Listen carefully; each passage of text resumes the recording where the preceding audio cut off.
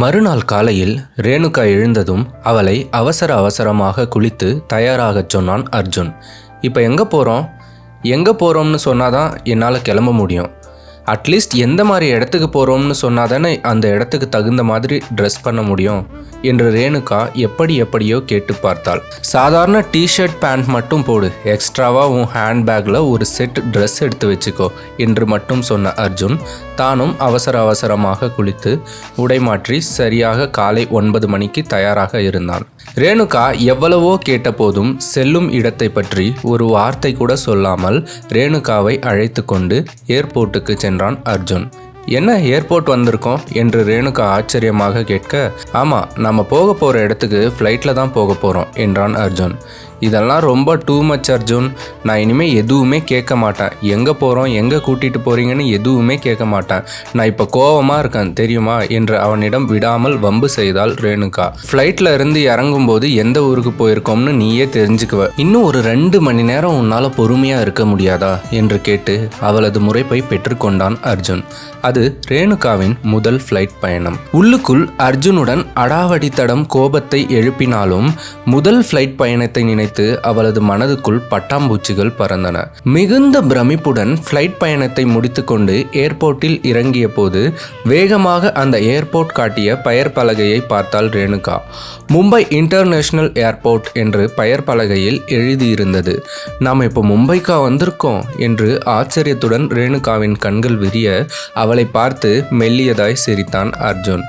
சென்னையிலிருந்து மும்பைக்கு எத்தனை கிலோமீட்டர் என்று வேகமாக கூகுள் செய்து பார்த்தவள், அப்பாடா 1300 கிலோமீட்டர் 3 மணி நேரத்தில் கடந்து வந்திருக்கோம். அப்போ இந்த ஃப்ளைட் எத்தனை கிலோமீட்டர் ஸ்பீடில் வந்திருக்கோம், செம்ம இல்லை என்று தனது கண்களை மேலும் அகரமாக விரித்தாள் ரேணுகா. இதுக்கே இப்படி கண்ணை விரிக்கிற, அமெரிக்காவுக்கு போனால் அதை பற்றி என்ன சொல்லுவ என்றான் அர்ஜுன். எப்பா, நான் அமெரிக்கா மட்டும் போகவே மாட்டேன்ப்பா, 2 கடலை தாண்டி போகணுமே, எனக்கு கடலை பார்த்தாலே பயம் என்று ரேணுகா கூற, அப்படியா, மெரினா பீச்சுக்கு மட்டும் அடிக்கடி போவோன்னு சொன்ன என்றான் அர்ஜுன். பீச்சு பயம் இல்லை, கடல் பார்த்தா தான் பயம் என்ற ரேணுகாவின் பேச்சை கேட்டு சிரித்து கொண்டே தனது கைபேசியில் ஒரு கேபை புக் செய்தான் அர்ஜுன். அப்போது மதியம் 2 மணி. சென்னையில் புக் செய்திருந்த ஹோட்டலை போலவே இங்கும் ஒரு உயர்தர ஹோட்டலை அவளுக்காக ஏற்கனவே அர்ஜுன் புக் செய்திருந்தான். இவ்வளோ பெரிய ஹோட்டல், ஒரே ஒரு செட்டு ட்ரெஸ் தான் எடுத்து வச்சிருக்கோம் என்று அவனிடம் சொன்ன ரேணுகா அவன் பார்க்காத நேரத்தில் குனிந்து தனது ஆடையை பார்த்து கொண்டாள். பரவாயில்ல, இந்த ஹோட்டலுக்கு ஏத்த மாதிரி தான் போட்டிருக்கேன் என்று மனதில் நினைத்து கொண்டு அர்ஜுனிடம், நாளைக்கு போட்டுக்க உன்கிட்ட நல்ல ட்ரெஸ் வச்சிருக்கியா என்று கேட்டாள். ட்ரெஸ்ஸா, அது எதுக்கு என்று அர்ஜுன் அவளிடம் கண்ணடித்து கேட்க அவன் கேட்கும் கேள்வி புரிந்து, சரிதான், உனக்கு ட்ரெஸ் தேவை இல்லதான் என்றவள் அர்ஜுனின் கைகளை கோர்த்து கொண்டு அவனிடம் சக தோழியின் உரிமையை கோரினாள் ரேணுகா. அர்ஜுனும் அந்த உரிமையை அவளுக்கு வழங்கினான். ஆம், அவளது கைவிரல்களை தனது விரல்களால் கட்டி அணைத்து அவள் கேட்கும் உரிமையை வழங்கினான். அறைக்குள் சென்று குளித்து உடை மாற்றிவிட்டு கிளம்பிய இருவரும் ஜோடி கிளிகளாக மும்பையின் வீதிகள் அத்தனையிலும் கால் பதித்தார்கள். அவர்கள் தங்கியிருந்த ஹோட்டலை சுற்றி இருந்த வீடுகள், தெருக்கள், கடைகள் என எல்லாவற்றிலும் பணத்தின் ஜொலிப்பு தெரிந்தது. 3 மணி நேரம் அந்த ஏரியாவை சுற்றி பார்த்தவர்கள் ஒரு கட்டத்தில் கால்கள் வலி எடுக்க ஹோட்டல் அறைக்கு செல்லலாம் என்று முடிவெடுத்தார்கள். ஆனால் இப்போ ஹோட்டலுக்கு போனால் போர் அடிக்குமே, மணி 6 தானே ஆகுது என்று அர்ஜுன் அவளிடம் கேட்க, என்கிட்ட ஒரு ஐடியா இருக்கு என்றாள் ரேணுகா. அதற்கு என்ன ஐடியா என்றான் அர்ஜுன். காலையில் எங்கே போகிறோம்னு சொல்லாமல் என்னை நீ ஃப்ளைட்டில் ஏற்றின மாதிரி இப்போ உன்னை கூட்டிகிட்டு ஒரு இடத்துக்கு நான் போக போகிறேன். எங்கே போகிறோம்னு நீ கேட்கக்கூடாது என்றாள் ரேணுகா. ஓகே, நீ என்ன கடத்தவா போகிற என்று கூறி அவளிடம் சம்மதம் தந்தான் அர்ஜுன். அந்த ரோட்டில் சென்ற ஒரு ஆட்டோவை கை நீட்டி நிறுத்தினாள் ரேணுகா. ஆட்டோக்காரனிடம் ரகசியமாய் ஒரு இடத்தின் பெயரை சொன்னாள். அவளது உடன் பிறந்த அக்கா மும்பையில் வேலை செய்து கொண்டிருப்பதால் மும்பை நகரின் சில இடங்களை பற்றி ரேணுகாவிற்கு தெரியும். ஆனால் தனது அக்கா அங்கே வேலை செய்வதை பற்றி அர்ஜுனிடம் ஒரு வார்த்தை கூட ரேணுகா பகிர்ந்து கொள்ளவில்லை. அதை பற்றி சொல்ல வேண்டும் என்ற அவசியம் இருப்பதாக அவளுக்கு தோன்றவும் இல்லை. தனது அக்கா ஞாயிறுகளில் சுற்றி திரியும் இடமான ஜூஹோ பீச்சுக்கு தான் அர்ஜுனை அழைத்து கொண்டு ஆட்டோவில் சென்றாள் ரேணுகா. கொஞ்சம் சஸ்பென்ஸ் தாங்கல, எங்க போறோம் என்று ஆர்வத்துடன் அர்ஜுன் கேட்க, காலையில ஃப்ளைட் எங்க போறோம்னு சொல்லாம ஏத்தும் சொல்லும்போது எனக்கு எவ்வளவு சஸ்பென்ஸ் இருந்திருக்கும். நான் உன்னை இப்போ ஃப்ளைட்லேயே கூட்டிகிட்டு போகிறேன், ஆட்டோவில் தானே கூட்டிகிட்டு போகிறேன், இன்னும் 30 நிமிஷத்தில் நாம் இறங்க போகிற இடம் வந்துடும், அதை பார்த்து எங்கே போகிறோம்னு தெரிஞ்சுக்கோ. காலையில் அவளிடம் தான் சொன்ன பதிலையே தன்னிடம் சொல்லும் ரேணுகாவை ஏற இறங்க பார்த்தான் அர்ஜுன். அப்போது ஆட்டோ ஜூஹு பீச்சுக்கு வந்தடையும் பிரதான சாலையில் வந்து நின்றது. ஆட்டோவில் இருந்து இறங்கிய அர்ஜுன், ஓ ஜூஹு பீச்சுக்கு தான் வந்திருக்கோமா என்றான். அவன் அந்த இடத்தின் பெயரை சரியாக சொன்னதும், இதுக்கு முன்ன இங்க வந்திருக்கியா என்றாள் ரேணுகா. வந்ததில்ல, ரொம்ப கூட்டமா இருக்கிறதுனால இங்க வர்றதில்ல. இன்னைக்கு கூட்டம் இல்லை பாத்தியா? கூட்டம் இல்லதான், எனக்கும் இதுதான் வசதியா இருக்கு என்று கூறி அவளது இடுப்பில் தனது கைகளை அழுத்தி வைத்து கொண்டு நடக்க ஆரம்பித்தான் அர்ஜுன். அவனது கைகளின் தீண்டலும் கடல் காற்றும் மனதை இதமாக்க கண்களை மூடி அக்கணத்தை ரசித்தாள் ரேணு. அவளது ரசனையை பார்த்து தானும் ரசித்தபடியே, ஆமா உனக்கு இந்த பீச் பத்தி எப்படி தெரியும்? நீ ஆட்டோக்காரன் காதில் முணுமுணுன்னு சொல்லும்போது லைட்டா டவுட் வந்தது, ஆனா கெஸ் பண்ணாம விட்டுட்டேன் என்று கேட்டான் அர்ஜுன். மேப்ல பார்த்தேன், நியர்பை லொகேஷன் ஜூஹு பீச்னு காட்டுச்சு, அதான் உன்னை இழுத்துட்டு இங்க வந்துட்டேன். நாம இப்ப பீச் மண்ணில் நல்லா கால் நீட்டி உக்காந்துக்கலாம். நீ கூட்டிட்டு போன ஏரியாவில் உக்கார கூட இடம் இல்லாம கால் வலிச்சது இல்ல, ஆனா இங்க கால் வலிக்காம நாம என்ஜாய் பண்ணலாம் என்று ரேணுகா கூற, அவள் அப்படி கூறியதை கேட்டதும், ஓ அப்புறம் என்றான் அர்ஜுன். அதற்கு அந்த ஏரியாவில் ஒரு கடையில் 500 ரூபாய்க்கு ஒரு ஐபாக்கோ ஐஸ்கிரீம் வாங்கி சாப்பிட்டோம், ஆனா இங்க 20 ரூபாய்க்கு டேஸ்டியான சாக்கோபார் ஐஸ்கிரீம் கிடைக்கும் என்று ரேணுகா கூறினாள். 20 ரூபீஸ்க்கெல்லாம் ஐஸ்கிரீம் வாங்கி சாப்பிட்டா தொண்டை கட்டிடும் என்றான் அர்ஜுன். அதற்கு நக்கலாக சிரித்து கொண்டே, யார் சொன்னா?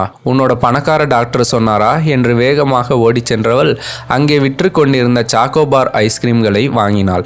3 சாக்கோபார் ஐஸ்கிரீம்களுடன் தன்னை நோக்கி நடந்து வரும் ரேணுகாவை பார்த்து ஆ என வாய் பிளந்தான் அர்ஜுன். என்ன ஆன்னு பார்க்குற?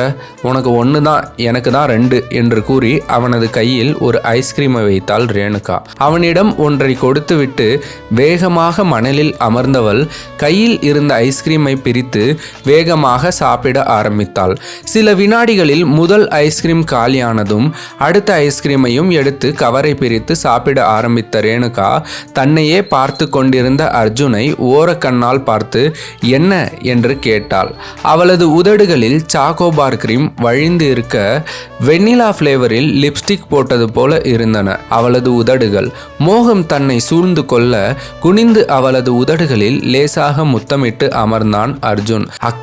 அக்கணம் தான் அனிதா சொன்னது ரேணுகாவின் நினைவுக்கு வந்தது. யாரையும் லிப் கிஸ் பண்ணாத, எல்லா நேரமும் ஒன்று போல இருக்காது, எவனாவது ஒருத்தனை நம்ம மனசுக்கு பிடிச்சு போயிடும், அதனால யாரையுமே லிப் கிஸ் பண்ணாத ரேணு என்று அனிதா அடிக்கடி சொல்லும் வாக்கியம் ஞாபகத்துக்கு வந்தது.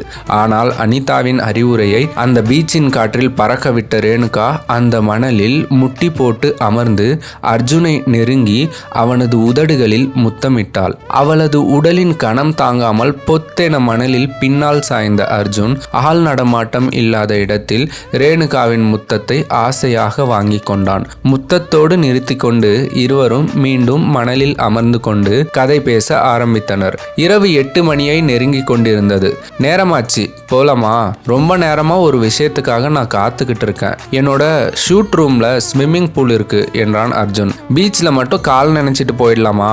பீச்சுக்கு வந்துட்டோம், கால் நினைக்காம போனா எப்படி என்று ஆசையாக ரேணுகா கேட்க, அந்த இடத்துல யாரும் நிக்கலையே, வேணா ரேணு, ஆள் நடமாட்டமே இல்லை என்றான் அர்ஜுன். லைட்டா காலை மட்டும் நினைச்சிட்டு ஓடியே வந்துடுறேன் என்று கூறிய ரேணுகா அர்ஜுனை இழுத்து கொண்டு பீச் தண்ணீரில் கால்களை நனைக்க ஆரம்பித்தாள்.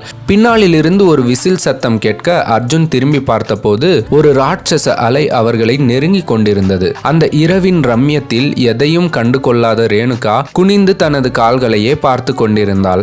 விசில் சப்தம் கேட்டு திரும்பி பார்த்த அர்ஜுன் ஒரு கோஸ்ட் கார்டன் உருவத்தை கவனித்தான். இங்க நிக்க கூடாது போல, வா போலாம் என்று கூறி ரேணுகாவை அழைத்த போது அவன் அருகே நின்று கொண்டிருந்த ரேணுகாவை காணவில்லை. அவன் திரும்பி போலீஸ்காரரை பார்த்த நேரத்தில் ரேணுகாவை கடல் அலை அடித்து கொண்டு போய்விட்டது. நடந்த பேராபத்து புரிந்து வேகமாக கோஸ்ட் கார்டை பார்த்து ஹெல்ப் என்று கையசைத்தான் அர்ஜுன். அர்ஜுன் அருகே வந்த கோஸ்ட் கார்டு, ஏன்பா உயிரை வாங்குறீங்க? என் கண்ணு முன்னாடியே அந்த பொண்ணை அலை அடிச்சிட்டு போயிடுச்சு, நீ லக்கி, உயிர் பொழைச்சிட்ட, அந்த பொண்ணு போயிருச்சு என்று ஹிந்தியில் கூற தனது பேன் பாக்கெட்டில் இருந்து ஒரு பணக்கட்டை எடுத்து கோஸ்ட் கார்டின் கையில் கொடுத்து அந்த பொண்ணை தேடுங்க என்று ஹிந்தியில் கூறினான். சுமார் 1 மணி நேரமாக தேடியும் ரேணுகாவை கண்டுபிடிக்க முடியவில்லை. முடியவில்லை. சுமார் 10-15 நீச்சல் வீரர்கள் அந்த இடத்தில் சல்லடை போட்டு ரேணுகாவை தேடிக் கொண்டிருந்தனர். அர்ஜுனின் பணம் அத்தனை பேரையும் சுறுசுறுப்பாக வேலை பார்க்க வைத்தாலும் அதிர்ஷ்டத்தை மட்டும் அவனது பக்கம் கொண்டு வரவில்லை. அப்போதுதான் சுமார் 1/2 கிலோமீட்டர் தூரத்தில் இருந்த ஒரு பாறையின் மேல் சிகப்பு கலர் சுடிதார் அணிந்து ஒரு உருவம் தெரிய, அதோ அங்க இருக்கா ரேணுகா என்று கத்தினான் அர்ஜுன். உடனே அத்தனை வீரர்களும் ஒரு சிறிய படகில் ஏறி ரேணுகாவை மீட்டு கொண்டு வந்தனர். ரேணுகாவிற்கு முதலுதவி செய்து அவளை அர்ஜுனிடம் ஒப்படைத்தார் போலீஸ்காரர். இனிமே கவனமா இருங்க சார், டூரிஸ்ட்னு சொல்றீங்க, கேர்ள் ஃப்ரெண்டுன்னு சொல்றீங்க, கவனமா இருக்க வேணாமா என்று அர்ஜுனிடம் அறிவுரை சொல்லிவிட்டு போலீஸ்காரர் சென்று விட்டார். ஒரு டாக்ஸியில் ரேணுகாவை அழைத்து கொண்டு ஹோட்டலை சென்றடைந்தான் அர்ஜுன்.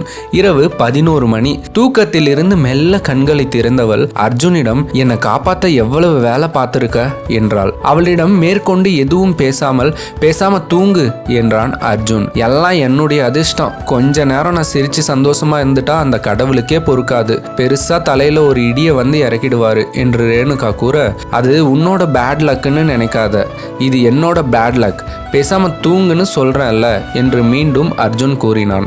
கண்களில் இருந்து கண்ணீர் வழிய அவனை பார்த்து கொண்டே கண்களை மூடி தூங்க ஆரம்பித்தாள் ரேணுகா. காலையில் அர்ஜுன் எழுந்தபோது படுக்கையில் அவன் அருகே படுத்திருந்த ரேணுகாவை காணவில்லை. குழப்பமாக சுற்றி முற்றி பார்த்தான் அர்ஜுன். குளித்து ஸ்விம்மிங் பூலின் ரோப்பை அணிந்து கொண்டு அவனது இடது புறத்தில் இருந்த நாற்காலியில் அமர்ந்திருந்தாள் ரேணுகா. அவளை பார்த்ததும், குளிச்சிட்டியா, ஏன் இவ்வளவு சீக்கிரம் எழுந்த, மணி 7 தான் ஆகுது என்றான் அர்ஜுன். இல்ல, சீக்கிரம் குளிச்சு ரெடியாகி உனக்கு தேங்க்ஸ் சொல்லணும்னு நினைச்சேன், அதான் என்று ரேணுகா கூற, 7 மணிக்கு தேங்க்ஸா, டோன்ட் பி சென்டிமெண்டல், வா வந்து படுவா என்று அர்ஜுன் கூறியதை கொஞ்சம் கூட உள்வாங்காமல் தனது ரோப்பை அவன் முன்னே கழற்றினாள் ரேணுகா.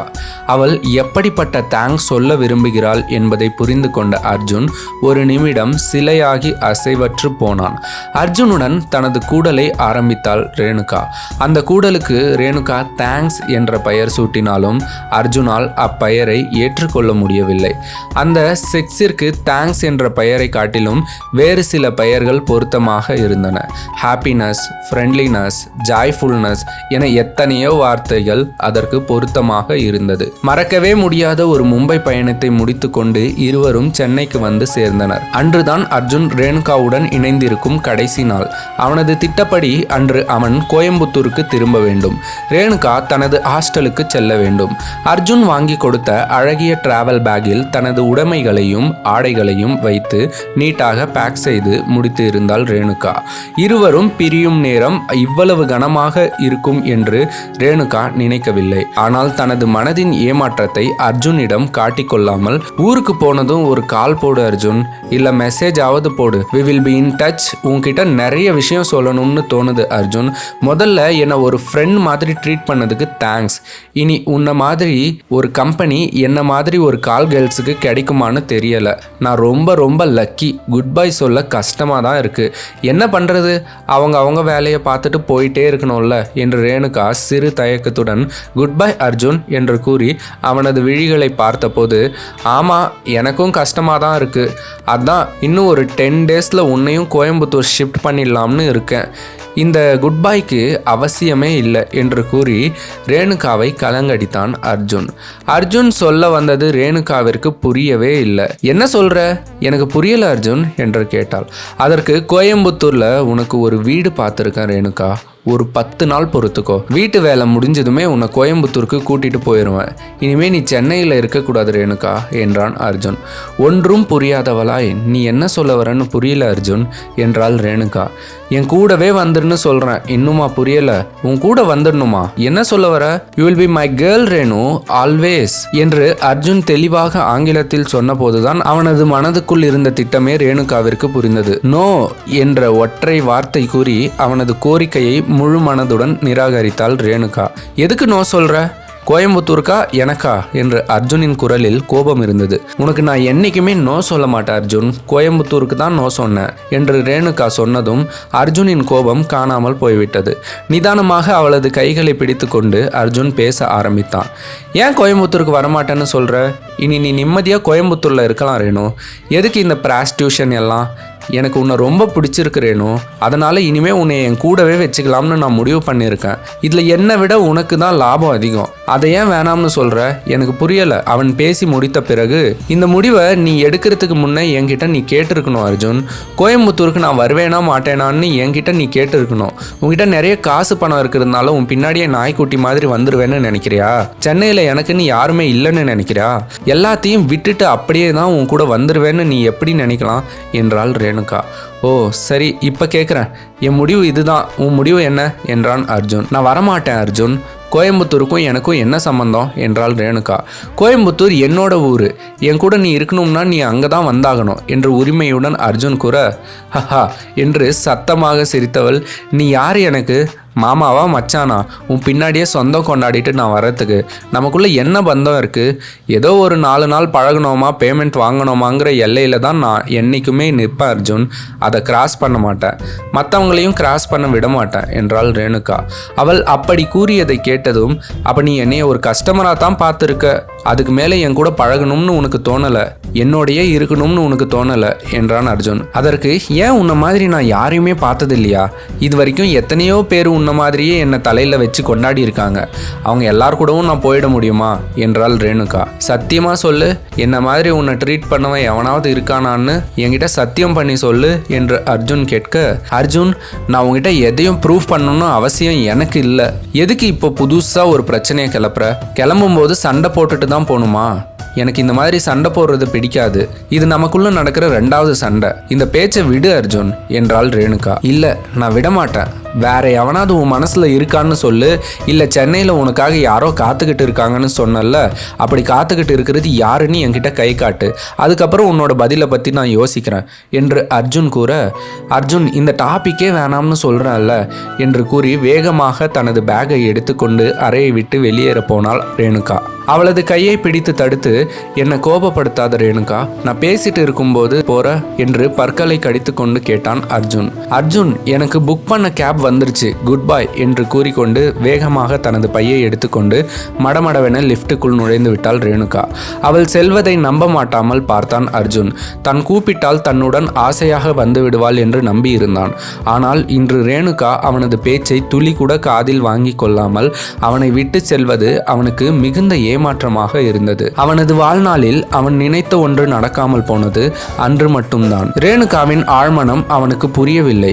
ஏதோ பிடிவாதமாக விளையாட்டுத்தனம் செய்கிறாள் என்றுதான் நினைத்தான் அர்ஜுன். ஆனால் அவன் ஏற்பாடு செய்திருக்கும் சின்ன வீடு கான்செப்டுக்கு ரேணுகா என்றுமே ஒத்துக்கொள்ள மாட்டாள் என்பது அப்போது அர்ஜுனுக்கு புரியவில்லை. வேகமாக தனது கைபேசியை எடுத்து ரேணுகாவின் புரோக்கர் ராம் வர்மாவிற்கு கால் செய்த அர்ஜுன், எனக்கு அந்த ரேணுகா பற்றின டீட்டெயில்ஸ் எல்லாமே வேணும், அவளோட சொந்த பந்தம், அவளோட ஃப்ரெண்ட்ஸ், இவங்களை பற்றின லிஸ்ட் எல்லாமே எனக்கு வேணும். அப்புறம் ரேணுகா ஒரு தடவைக்கு மேலே விசிட் பண்ண கிளைண்ட்ஸ் டீட்டெயில்ஸும் எனக்கு வேணும் என்றான். எதுக்கு சார் என்று புரோக்கர் கேட்க, அதிகாரமாய், ஓ நீ கேள்வியெல்லாம் கேட்பியா என்றான் அர்ஜுன். சார் ஒரு 2 hours டைம் கொடுங்க, உங்களுக்கு எல்லா டீட்டெயில்ஸும் அனுப்பி வைக்கிறேன். ஆனால் அந்த பொண்ணு முழுக்க என்னோட கண்ட்ரோலில் இல்லை சார், அது நினைச்சது தான் செய்யும், என் சொல் பேச்சு எதையுமே கேட்டதில்லை. இஷ்டம் இருந்தால் நான் கொடுக்குற கிளைண்ட் கூட போகும், இல்லைனா ஏதோ பியூட்டிஷியன் கிளாஸுக்கு போயிடும். ஆனால் ஹாஸ்டலில் வாடகை மட்டும் கரெக்டாக வந்துடும். 2 மணி நேரம் கழித்து கால் பண்ணுறேன் சார் என்றான் புரோக்கர். புரோக்கரிடம் பேசிவிட்டு வைத்த அர்ஜுனுக்கு ரேணுகாவின் நடத்தையில் பயங்கர சந்தேகம் இருந்தது. அவளுக்கு வேறு ஒரு ஆடவனுடன் வலுவான தொடர்பு இருப்பதாகவே நம்பிவிட்டான் அர்ஜுன். அதனால் தான் கோயம்புத்தூருக்கு அழைத்த போது அவள் மறுத்துவிட்டாள் என்றும் நம்பினான். 2 மணி நேரத்தில் ரேணுகாவின் ஜாதகமே அர்ஜுனின் கையில் இருந்தது. நோ பாய் ஃப்ரெண்ட், நோ ஹஸ்பண்ட், பின்ன எதுக்கு நம்ம கூட வரமாட்டேன்னு சொன்னா? ஒன்றும் புரியலையே என்ற அர்ஜுன் அவளை புரிந்து கொள்வதற்காக நேராக தனது காரை எடுத்துக்கொண்டு புரோக்கர் குறிப்பிட்ட பியூட்டி பார்லருக்கு சென்று விட்டான். பார்லரின் வாசலில் காரை நிறுத்தி கொண்டு ரேணுகாவின் கைபேசிக்கு அழைத்தான். 2 கால்கள் மிஸ்டு கால்கள் ஆயின. மீண்டும் 3வது முறை முயற்சித்ததில் அழைப்பை ஏற்று, அர்ஜுன் என் கூட சண்டை போட ஆரம்பிச்சிடாத, திரும்ப ஆர்கியூ பண்ண ஆரம்பிச்சிடாத என்றாள் ரேணுகா. அவள் எடுத்த எடுப்பில் அவ்வாறு கூறியதும், நான் எதுக்கு கூப்பிட்டேன்னு முதல்ல கேளு என்றான் அர்ஜுன்.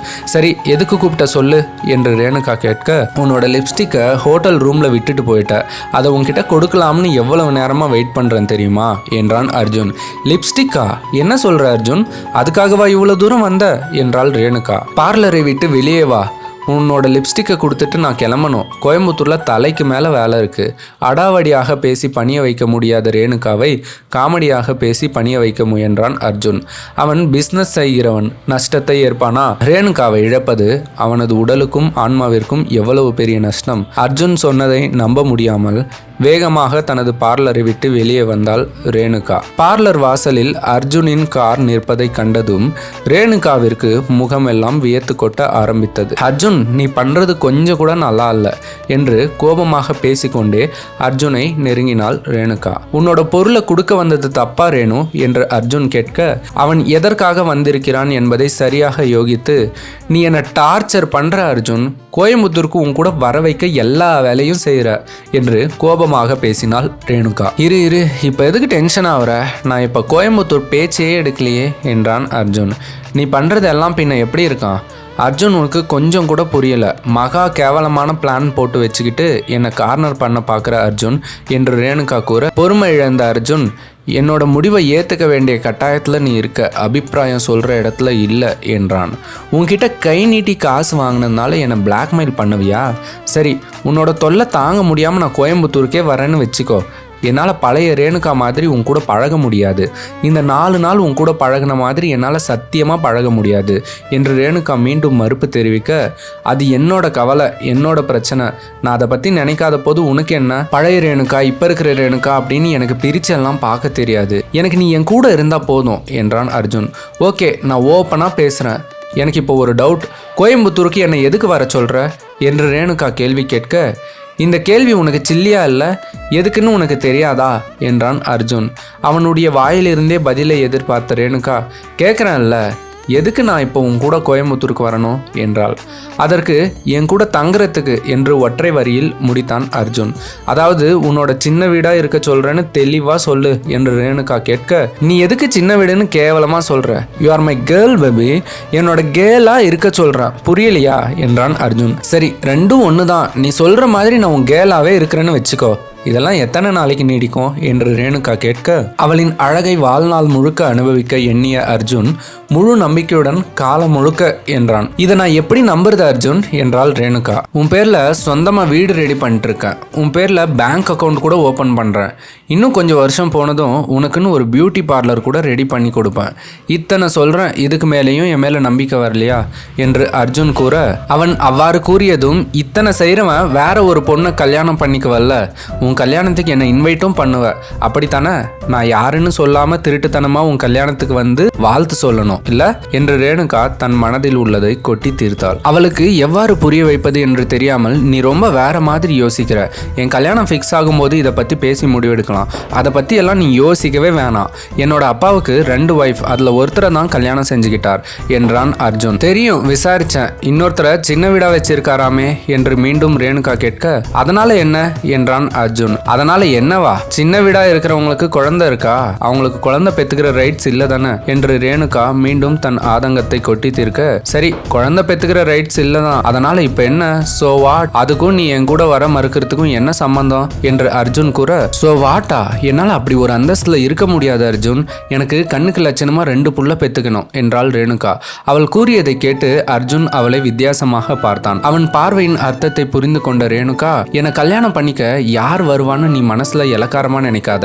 என்ன மாதிரி வாழ்க்கை வாழ்ற ஒரு பொண்ணோட குடும்பத்துல இருந்து எவனாவது ஒரு யோக்கியம் வரத்தான் செய்வான். எனக்கு அதுல நம்பிக்கை இருக்கு. சோ எனக்கு மாப்பிள்ளை கிடைக்கிறதுல எந்த கஷ்டமும் இல்லை. அதனால சின்ன வீடா இருக்கவும் எனக்கு விருப்பம் இல்லை என்றாள். என்னை தூக்கி எறியாத ரேணுகா, பின்னாடி வருத்தப்படுவ. என்கிட்ட வர்றதுனால கிடைக்கிற காசு பணத்தை பத்தி நீ நினைச்சு பாரு.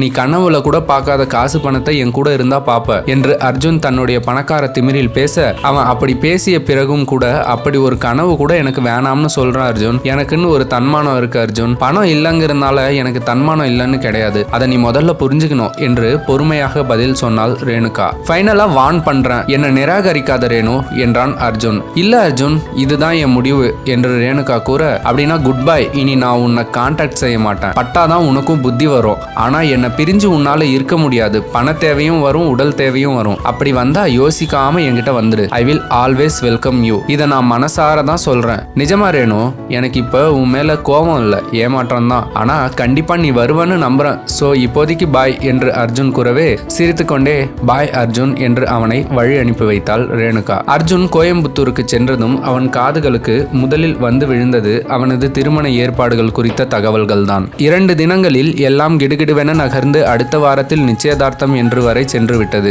இடையில் ஒரு முக்கியமான பார்ட்டி வேறு நடைபெற்றது. அந்த பார்ட்டியில் அர்ஜுன் தனது வருங்கால மாமனாருடன் பேசிக் கொண்டிருந்தான். மாப்பிள, கல்யாணத்துக்கு பிறகு நாம பெங்களூர் போயிடலாம், நமக்கு அங்க ஒரு பங்களா இருக்கு என்று அவர் கூற ஆச்சரியத்துடன் பெங்களூரா என்றான் அர்ஜுன். ஆமா மாப்பிள, அப்பா சொல்லலையா என்றார் மாமனார். இல்லையே அங்கிள், என்கிட்ட அப்பா அந்த மாதிரி எதுவும் சொல்லலையே என்று அர்ஜுன் கூறினான். சாக்ஷிய நீங்க கல்யாணம் செஞ்ச பிறகு நாம எல்லாரும் பெங்களூருக்கு போயிட போறோம். அங்க ஒரு புது ஃபேக்டரி ஓபன் பண்ண போறோம். இப்ப நமக்கு இருக்கிற டர்ன் ஓவரோட 4 மடங்கு டர்ன் ஓவர் செய்ய போறோம். இதுதான் என் பொண்ணோட கனவு மாப்பிள என்று அவர் கூறியதும் எக்ஸ்கியூஸ் மீ என்று கூறிய அர்ஜுன் நேராக ரெஸ்ட் ரூமிற்கு சென்று ஒரு சிகரெட்டை புகைத்தான். அவனால் நடப்பவற்றை நம்ப முடியவில்லை. இப்படி ஒரு சம்பந்தத்தை பேசி முடிக்க அவனது தந்தையால் எப்படி முடிந்தது? தன்னை விலை பொருளாக ஆக்கிவிட்டாரே என்று கோபத்தில் தவித்தான் அர்ஜுன். மெல்ல நிதானமாக ஒரு சிகரெட்டை புகைத்துவிட்டு அறையை விட்டு வெளியே வந்தவனிடம் வாங்க மாப்பிள, சாப்பிட்ட பிறகு பேசலாம் என்றவர் சாப்பிட்டு முடித்த பிறகு அடுக்கடுக்காக பெங்களூர் பற்றி பேசினார். அர்ஜுனுக்கு தலையே வெடித்து விடுவது போல இருந்தது. எனக்கு கொஞ்சம் முக்கியமான வேலை இருக்கே என்று சிரித்து கொண்டே சொன்ன அர்ஜுன் தனது வீட்டிற்கு சென்று கட்டிலில் படுத்த போது ரேணுகாவின் வார்த்தைகள் அவனுக்கு நினைவுக்கு வந்தது. எனக்குன்னு ஒரு தன்மானம் இருக்கு அர்ஜுன், பணம் இல்லைங்கிறதுனால எனக்கு தன்மானம் இல்லைன்னு கிடையாது, அதை நீ முதல்ல புரிஞ்சுக்கணும் என்ற ரேணுகாவின் வார்த்தைகள் காதில் ஒலித்தது. அன்று முழுவதும் அவனுக்கு ரேணுகாவின் சிந்தனை தான். அவனுக்கு ரேணுகாவின் தேவை அன்று அதிகமானது. அதாவது அவள் உடல் அவனுக்கு தேவையாக இருந்தது. ருசி அறிந்த பூனை என்பதன் அர்த்தம் அவனுக்கு அன்றுதான் விளங்கிற்று. அவனுக்கு ரேணுகா தேவைதான். ஆனால் ரேணுகாவின் கனவுகளை அவனால் எப்படி நிறைவேற்ற முடியும்? ஒரு விலை மகளுக்கு கொடுக்கும் இடத்தை காட்டிலும் கூடுதலாக சின்ன வீடு அந்தஸ்து தருவதற்கு அவன் தயாராக இருந்தான். ஆனால் அவள் கேட்பது ஒரு இல்லற வாழ்வை. அதை எப்படி அவனால் கொடுக்க முடியும்? ரேணுகாவை பற்றியே யோசித்துக் கொண்டிருந்தவனின் கைபேசி அடித்தது. அவனுக்காக நிச்சயிக்கப்பட்ட பெண் சாக்ஷி தான் அழைத்தாள். அவளது அழைப்பை கட் செய்துவிட அர்ஜுனுக்கு ஆசைதான். ஆனால் கட் செய்ய முடியாமல் அதை அட்டெண்ட் செய்து ஹாய் சாக்ஷி என்றான் Arjun. Hello Arjun, are you free என்று மறுமுனையில் அவள் பேச எஸ் என்றான் அர்ஜுன். என்னோட ஃப்ரெண்ட்ஸ் உன்னை பார்க்கணும்னு சொன்னாங்க, இதோ உன்னோட ரூம் முன்னதான் நிக்கிறேன் என்று சாக்ஷி கூறியதுமே வாட் அ ஹெல் என்று மனதில் நினைத்த அர்ஜுன் அதை கைபேசியில் சொல்லாமல் அதிர்ந்த முகத்துடன் தனது அறை கதவை திறந்தான். அவனால் இந்த அராஜகத்தை பொறுத்து கொள்ளவே முடியவில்லை. அப்படி என்றால் நீ ஃப்ரீயா என்று கேட்டது எல்லாம் சும்மா பேருக்கு தானா? எனது விருப்பு வெறுப்புகள் சாக்ஷியின் அக்கறையில் சேராதா? இவளுடன் ஒரு இல்லற வாழ்வு என்பது எப்படி இருக்கும்? அர்ஜுன் தனது மனதில் பெரும் குழப்பத்தில் இருந்த போது அர்ஜுன், உனக்கு டெஸ்லா கார் டிரைவ் பண்ண தெரியாதுல்ல என்று தனது தோழிகளின் முன்னே கேட்டு கெக்க புக்கவென சிரித்தாள் சாக்ஷி. பதிலே பேசாமல் அம்மா கிட்ட உங்களுக்கு சாஃப்ட் ட்ரிங்க்ஸ் ரெடி பண்ண சொல்றேன் என்று கூறி மூச்சு முட்டும் தனது அறையை விட்டு வெளியே வந்தான் அர்ஜுன். அவன் இல்லாத போது அவனது அறையில் இருந்த அத்தனை பொருட்களை பற்றியும் அதன் விலையை பற்றியும் பேசிய சாக்ஷியை அர்ஜுனுக்கு சுத்தமாக பிடிக்கவில்லை. தனது அன்னையிடமே அவனது வீட்டின் அழையா விருந்தாளிகளை கவனிக்க சொல்லிவிட்டு வீட்டின் ஹாலில் அமர்ந்து விட்டான் அர்ஜுன். தோழிகள் என்ற பெயரில் தான் அழைத்து வந்திருந்த வானர படைகளுடன் அர்ஜுனிடம் வந்த சாக்ஷி ஜோக் என்ற பெயரில் கூறிய அத்தனையையும் அர்ஜுனின் மனதில் வெறுப்பை அள்ளி தெளித்தது. ஜிஎஸ்டியே கட்டுறது இல்லைன்னு சொல்லு என்று பேசி தன்னை சிரிக்க வைத்த ரேணுகா எங்கே, இந்த பண பிசாசு எங்கே என்று தன்னிடமே கேட்ட அர்ஜுன் அப்போது ஒரு முடிவுக்கு வந்துவிட்டான். நேராக ரேணுகாவை தேடி சென்றான். ஆனால் அவன் சென்ற போது அவ்விடத்தில் ரேணுகா இல்லை. 10 தினங்களுக்கு முன்னே. என்னப்பா இன்னைக்கு பார்லருக்கு அர்ஜுன் வந்தானா என்று அனிதா கேட்க, ஆமா அனிதா, சின்ன வீடா இருக்க சொல்லி கேட்கிறான். சரின்னு சொல்ல என்று ஆரம்பித்த அனிதாவை ரேணுகா முறைக்க, மாட்டேன்னு சொல்லிட்டல, குட், அப்படிதான் இருக்கணும், நம்ம எதுக்கு தாழ்ந்து போகணும் என்று கேட்டு பிளேட்டை மாற்றினாள் அனிதா. நமக்குன்னு ஒரு மரியாதை இருக்கு அனிதா, காலம் முழுக்க இந்த சகதியில கிடக்கணும்னு நாம நினைக்கலையே, நமக்குன்னு ஒரு பார்லர் வச்சு நேர்மையா சம்பாதிக்கணும்னு நினைக்கிறோம்ல, ஆனா நம்ம விபச்சாரத்துக்கே பிறந்த மாதிரி நம்மளை ட்ரீட் பண்ற ஆளுங்க கூட நாம பழக கூடாது அனிதா. 4 நாள் அவன் கூட இருந்ததுக்கு 1 லட்சம் வரை பணம் கொடுத்திருக்கான். என்ன ராணி மாதிரி ட்ரீட் பண்ணான், என் கையை பிடிச்சிட்டு பாம்பேல சுத்தினான், ஒரு ஃப்ரெண்ட் மாதிரி தான் நடந்துகிட்டான் என்று சொல்லும் போதே ரேணுகா அழ ஆரம்பித்தாள். என்ன ரேணு, எதுக்கு அழற என்று அனிதா கேட்க, இல்ல அனிதா, அவனை என்று இழுத்தாள் ரேணுகா. ரேணுகாவின் மனநிலையை புரிந்து கொண்ட அனிதா, அவனை உனக்கு பிடிச்சிருக்கா என்றாள். கொஞ்சம் கூட யோசிக்காமல் சட்டென்று ரொம்ப என்று ரேணுகா கூறவே, அப்படின்னா அவன் சொன்ன மாதிரி கேட்டிருந்தா கோயம்புத்தூர்ல அவன் கூடவே இருந்திருக்கலாம்ல என்றாள் அனிதா. அதுக்காக சின்ன வீடா இருக்க முடியாதுடி. சின்ன வீட்டுக்காரங்க பெத்து போடுற குழந்தைங்க சமூகத்துல கேவலப்படுறது பற்றி நமக்கு தெரியாதா?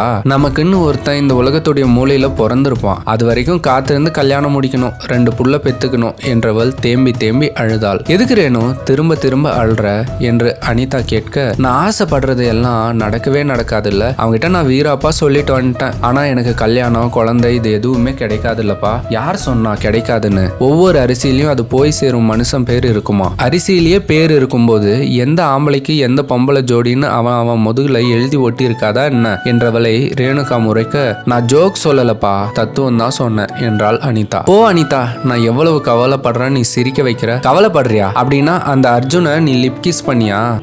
நான் சொன்னது ஒழுங்கா கேட்டிருந்தா இந்த காதல் கீதல்ல விழுந்திருக்க மாட்டேன் என்று அனிதா அறிவுரை கூற, காதலா என்றாள் ரேணுகா. ஆமா, அவனுக்காக மூ குறிஞ்சுக்கிட்டு அல்ற, இதுக்கு பேர் வேற என்னவா? அண்ணன் தங்கச்சி பாசமா என்று அனிதா கேட்கவே, சேச்ச என்றாள் ரேணுகா. உனக்கே இது லவ்னு தெரியுது இல்ல, பின்ன எதுக்கு வெட்டி பந்தா? நாமளும் லவ்ங்கிற வார்த்தையை சொல்லலாம், தப்பு இல்ல. விபச்சாரிகளுக்கு லவ் வராதா என்ன? அதெல்லாம் வரும், டன் கணக்குல வரும், யாரும் வெளியே சொல்றது இல்ல, அவ்வளவுதான் என்று அனிதா கூற, அனிதா நான் ஒன்னு சொன்னா நீ கோச்சிக்க மாட்டல்ல என்று ரேணுகா கேட்டாள். என்ன சொல்லு என்றாள் அனிதா. நான் என்னோட அக்கா வீட்டுக்கு போவா, ஒரு 10 நாளைக்கு மட்டும் என்றாள் ரேணுகா. பாம்பேக்கா என்று அனிதா கேட்க, ஆமா அனிதா, கொஞ்ச நாள் போயிட்டு வரலாம்னு தோணுது என்றாள் ரேணுகா. அந்த அர்ஜுனுக்கு பயந்து ஓட போறியா என்றாள் அனிதா. சேச்ச, அவன்கிட்ட நான் முடிவை தெளிவா சொல்லிட்டேன், அவன் என்ன டிஸ்டர்ப் செய்ய மாட்டான், ஒரு 10 நாள் மட்டும் போயிட்டு வர்றேன்னு என்றாள் ரேணுகா. சரிப்பா, கவனமா இரு, சீக்கிரமா வந்துரு. ரஞ்சித்தோட பார்லர்ல சில பிரைடல் மேக்கப்புக்கு நம்மளை கூப்பிட்டுருக்காங்க, அதுலயும் கொஞ்சம் காசு பார்க்கலாம். அடுத்த மாசம் 10ஆம் தேதிக்கு புக் ஆகி இருக்கு என்று அனிதா கூற, அதுக்குள்ள வந்துடுவேன் என்று ரேணுகா அர்ஜுனின் நினைவுகளில் இருந்து விலகி இருக்க மும்பை சென்றாள். ஹாஸ்டலில் ரேணுகா இல்லாததை அறிந்த அர்ஜுன் நேராக அனிதாவிடம் சென்று ரேணுகா எங்கே என்று விசாரித்தான். ரேணுகா மும்பை போயிருப்பதாக சொன்னாள் அனிதா. மும்பைல எந்த ஏரியாவில் இருக்கா என்று அர்ஜுன் கேட்க, அதெல்லாம் எனக்கு தெரியாது என்று அனிதா கூறியதும், நான் ரேணுகாவை கல்யாணம் செஞ்சுக்கலாம்னு நினைக்கிறேன். நீங்களா அட்ரஸ் சொல்லிட்டா எனக்கு தேடுற வேலை மிச்சம், நாங்களும் சீக்கிரமா கல்யாணம் செஞ்சுக்கலாம், இல்லைன்னா 1 மாசம் 2 மாசம்னு நாள் இழுத்துட்டே போகும் என்றான் Arjun. 789 Nehru street, Lal garden area, Mumbai. வீட்டுக்கு எதிராக ஒரு கவர்மெண்ட் ஸ்கூல் இருக்கும்னு ரேணுவோட அக்கா சொல்லியிருக்காங்க. ரேணுவோட அக்கா ஃபோன் நம்பர் 7797070707 என்று மடமடவென சொன்னாள் அனிதா. அவளுக்கு ஹார்ட் அட்டாக் வராத குறைதான். சிரித்து கொண்டே பதற்றமாக இருந்த அனிதாவை பார்த்து தேங்க்ஸ் என்று சொன்ன அர்ஜுன், அனிதா அதிர்ச்சியில் இருந்து மீண்டதும், நான் வந்ததை ரேணு கிட்ட சொல்லாதீங்க, அது சஸ்பென்ஸாவே இருக்கட்டும் என்றான். அனிதாவின் கண்களில் ஆனந்த கண்ணீர். மும்பையில் தான் எதிரே நிற்கும் அர்ஜுனை பார்த்து ரேணுகா முறைத்து கொண்டே, கோயம்புத்தூருக்கு வான்னு கூப்பிட்டு வந்திருக்க அப்படிதானே என்றாள். இல்ல என்றான் அர்ஜுன். அப்படின்னா சென்னையிலே சின்ன வீடா இருக்க சொல்லி கேட்க வந்திருக்க என்று ரேணுகா கூற, மீண்டும் இல்ல என்றான் அர்ஜுன். பின்ன எதுக்கு வந்த? டேட்டிங் போலாம்னு கேட்க வந்திருக்கியா என்றாள் ரேணுகா. 2 புள்ள பெத்துக்கலாம்னு கேட்க வந்த என்று அர்ஜுன் கூறவே, என்ன என்று பெரும் அதிர்ச்சியாக கேட்ட ரேணுகா அர்ஜுனின் கண்கள் சொல்லும் உண்மையை உணர்ந்தாள். மறுகணம் அவனிடம் அனுமதி கேட்காமலேயே அவளது உதடுகள் அர்ஜுனின் உதடுகளை முத்தமிட்டன. இந்த ஒரு முத்தத்திற்கு 1 லட்சம் தரலாண்டி, கேஷ் தரவா இல்ல நானும் முத்தமா தரவா என்று சிரித்து கொண்டே வம்பு செய்தான் அர்ஜுன். ஜிஎஸ்டியே கட்டுறதில்ல போல, எல்லாமே பிளாக் மணி தானா என்று பேசியே தன்னை மயக்கும் மான்விழியை இறுக தழுவிக்கொண்டான் அர்ஜுன். கட்டில் இன்பத்தில் தொடங்கிய அவர்களது உறவு இல்லறத்தில் முடிந்தது. கதை முடிந்தது. நீங்கள் போடுகின்ற ஒவ்வொரு லைக், சப்ஸ்கிரைப் மற்றும் கமெண்ட் எல்லாம் தான் எனக்கு ஒரு உந்து சக்தியாக இருக்கும். மேலும் இது போன்ற கதைகளை நான் பதிவேற்றம் செய்ய வேண்டுமானால் நீங்கள் எதுவும் செய்ய வேண்டாம். வீடியோவிற்கு ஒரே ஒரு லைக் போட்டுவிட்டு சப்ஸ்கிரைப் மற்றும் செய்துவிடுங்கள். மேலும் கதையை பற்றி உங்களது மேலான கருத்தை கமெண்ட் மூலமாக எனக்கு தெரிவியுங்கள். இதுவரை சப்ஸ்கிரைப், லைக் மற்றும் கமெண்ட் செய்து ஆதரவளித்த அனைத்து உள்ளங்களுக்கும் கோடான கோடி நன்றி உறவுகளே. மீண்டும் அடுத்த வீடியோவில் சந்திக்கிறேன்.